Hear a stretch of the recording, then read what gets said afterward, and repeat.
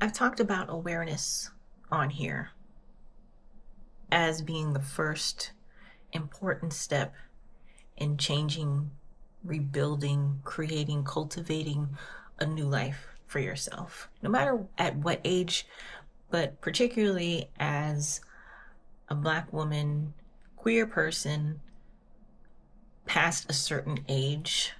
I'm over 40. It can be really, really difficult. I can't speak for everybody, obviously. I can only talk about my personal experience. I think the reason why it has been challenging is when there has been such a pattern and such momentum in one way of being and doing for so long, it takes a lot of effort to be able to switch into something different. It's not that it's not possible, it just feels kind of like going upstream, as if you're going up the Niagara Falls. You're not going down in a barrel, you're trying to climb back up as this water is just pouring and dousing you in every single area, every single aspect of your life. It was last year that I began to question myself. I'm someone who likes to self-reflect quite a bit. Part of that, I think, is my people pleasing. One of the positive things about self-reflection is that it allows me to take a step back and not look at other people, other situations, other circumstances outside of myself as the cause of whatever's going on in my life, good, bad, and different. The downside, though, is that I do it so much that I at times just beat myself up for all of these even tiny, tiny things.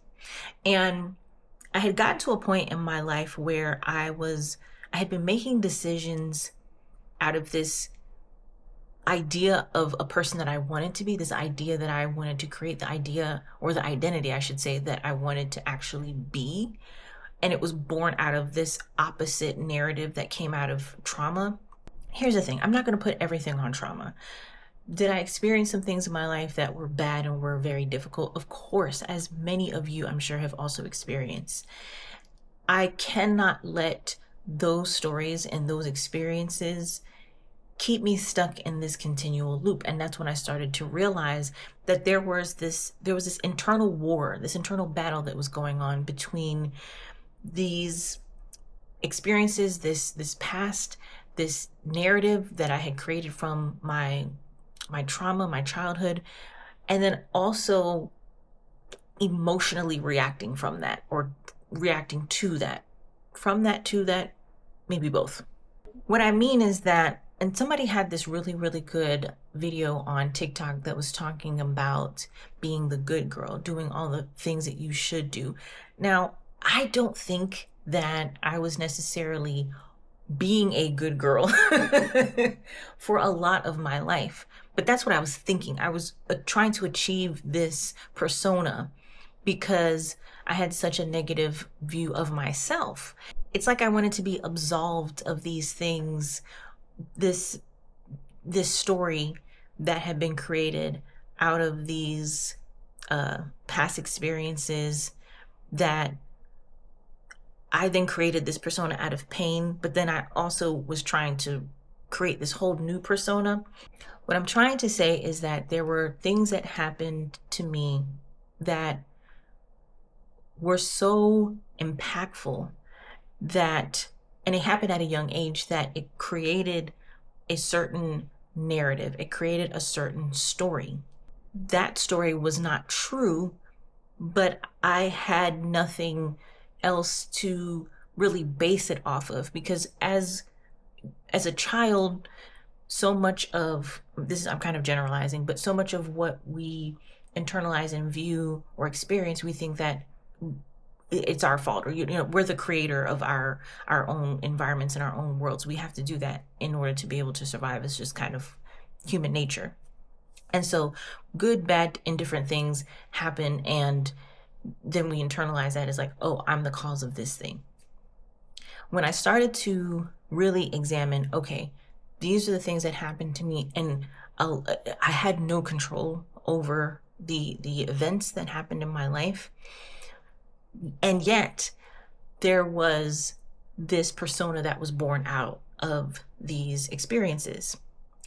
And because I was a child and feeling as though I was the cause of these things, like I said, good, bad, and different, I lived then a life of trying to prove to myself, really, that I am deserving and I'm good and I'm worthy, with the juxtaposition of this persona battling out with that narrative. I hope that makes sense. So I had this internal war constantly going on where I would do a performance. I would perform this person that I thought that I should be in all aspects of my life, in all relationships of my life, not feeling as though I could be my true authentic self, because I thought if I was my true authentic self, then people would find out that I was really this horrible person that created all this calamity and chaos. Ultimately, what would happen is that a part of me, an aspect of me, would lash out, just would emotionally react to this persona and then cause calamity and chaos. And it was never intentional, and I never really put two and two together as to why things were happening or why there would be just, I don't want to say calamity, that's a bit of an extreme, but I mean calamity, destruction, things that would just not work out the way that I had hoped that they would work out, not have they would not be in alignment with the vision that I wanted. Now, it's important for me to say that this is not about self-blame.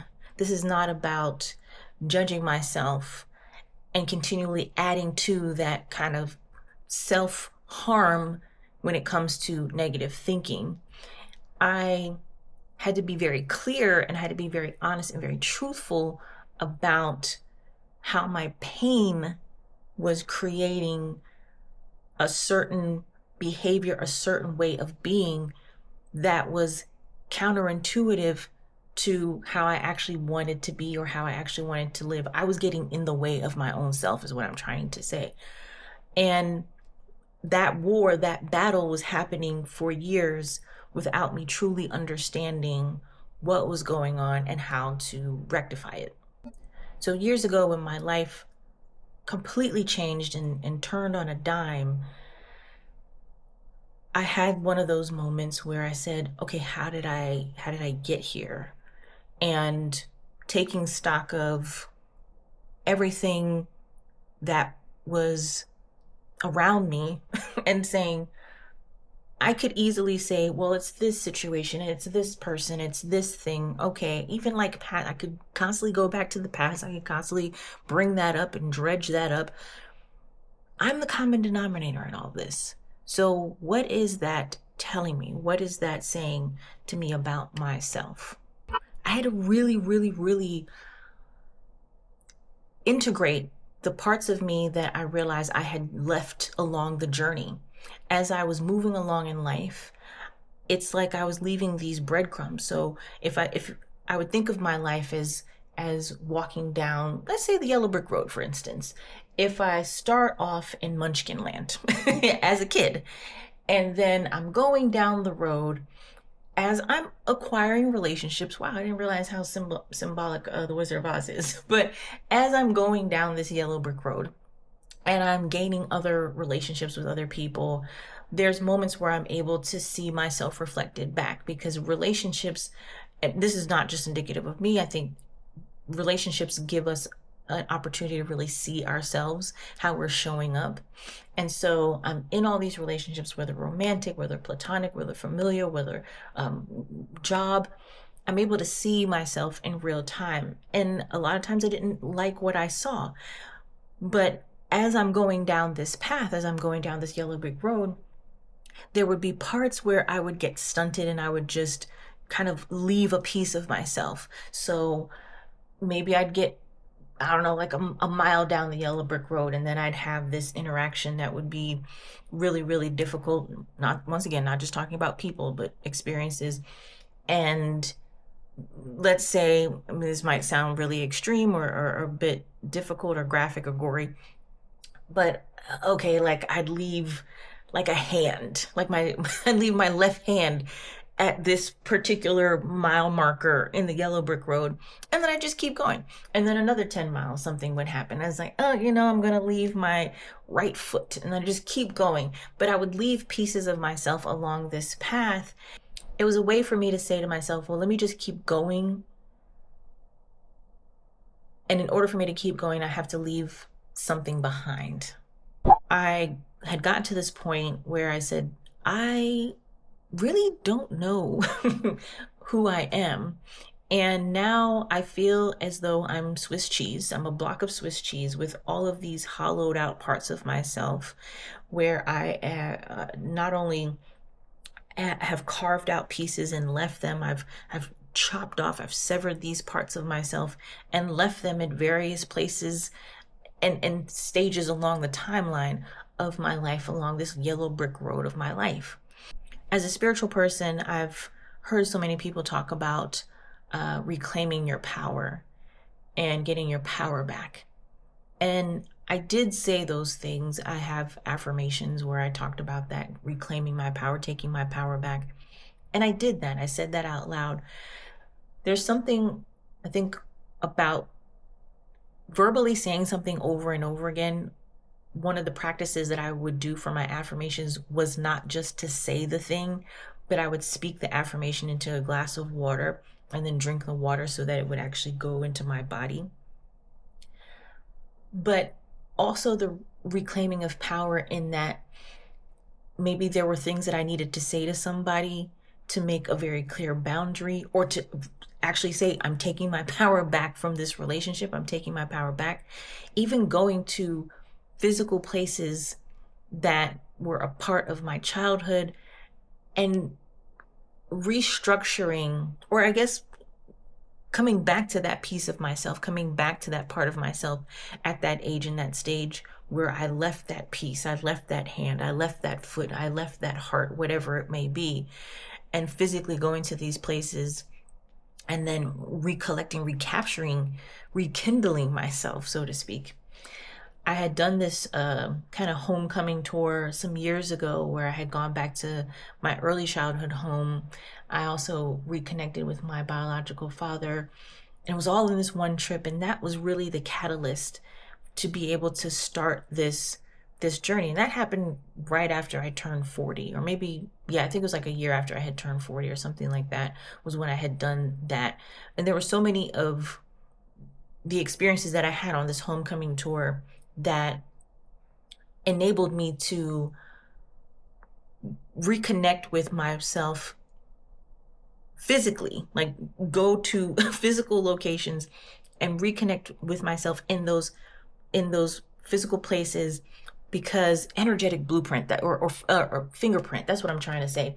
It's like I would leave these energetic footprints or fingerprints in places, and so then I would go back there, and then there would be this moment where I would just have a conversation with myself at whatever particular age I was at that time, and then say, okay, I'm taking you, and now we are going together and moving into the future.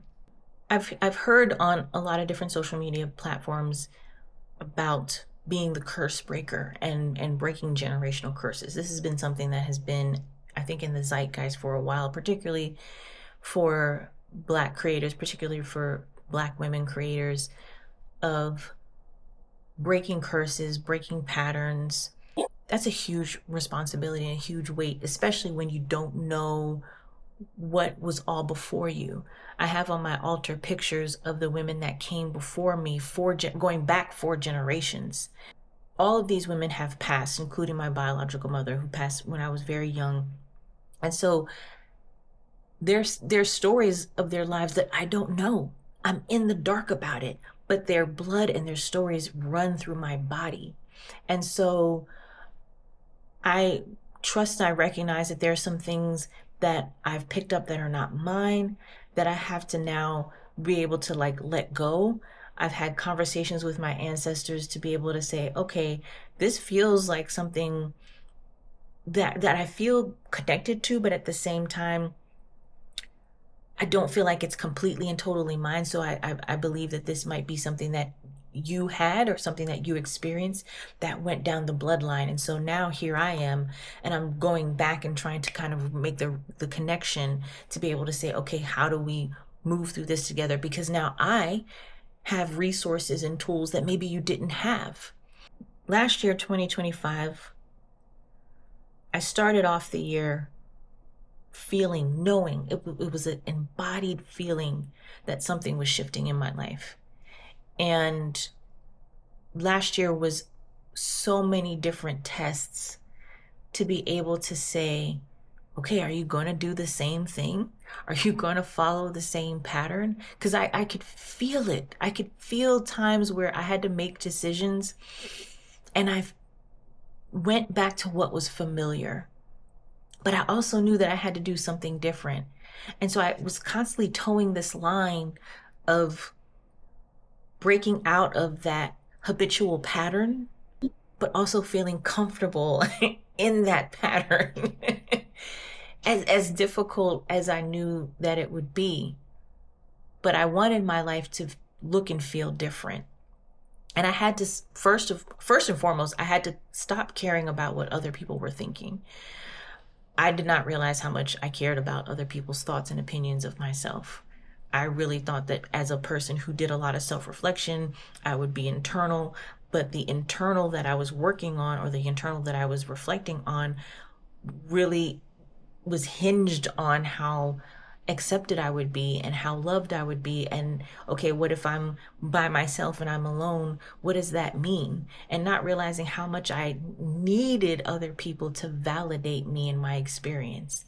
So to get to a place now where I'm relying on myself and connecting with my ancestors, connecting with the 4 generations of women in my history, my lineage on my mother's side, and being able to say, I think that we've all had this very similar pattern. I think that we've all had this track record of extending ourselves in ways where we probably needed to shore ourselves back up. We need to pull that power back in. And if I'm thinking about like waves in the ocean doesn't constantly just, the wave isn't always out. It goes out and it comes back, and it goes out and it comes back. And understanding and learning my rhythm and my ebb and flow. That was the first thing that I noticed last year too, was I didn't know my own rhythm. I didn't know the rhythms that were natural to me. And learning how to tap into that, hone into that, was such a beautiful experience, and difficult at the same time.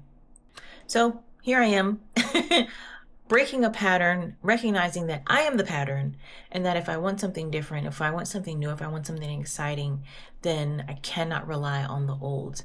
And in fact, the old is not helping me. It's not serving me. The new is scary. It's unknown. There's no guarantees. And actually, the only guarantee is me. That's the only guarantee. The guarantee is me. And as long as I continue to bet on myself, trust in myself, and know that I've got my own back, all is well and all will be taken care of. As always, thank you so much for watching this video. Make sure you like, comment, and subscribe, please. And I'll catch you on the next video. Just discombobulation all around.